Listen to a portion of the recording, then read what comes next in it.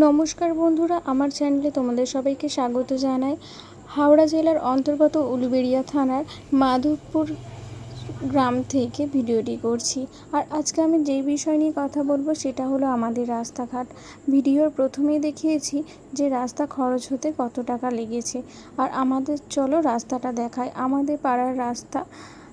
তো চলো দেখো বন্ধুরা, তোমাদের ওখানে রাস্তাঘাট কেমন প্লিজ একটু কমেন্ট করে জানিও।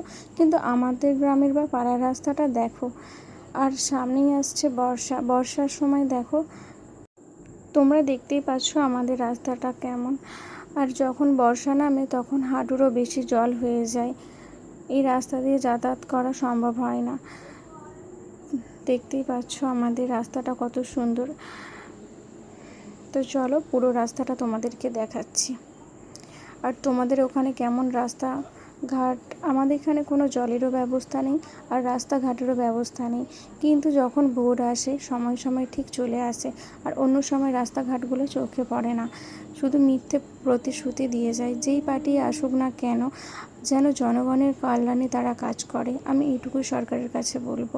আর রাস্তাঘাটগুলো যেন ঠিকঠাক করে ব্যবহারযোগ্য করে আর জলের ব্যবস্থা একটু করে।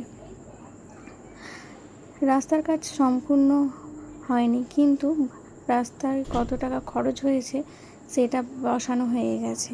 এই রাস্তাটা হয়েছিল 5 বছর আগে। দেখো রাস্তাটার অবস্থা প্রায় অর্ধেক যেন পুকুরে পড়ে যাচ্ছে।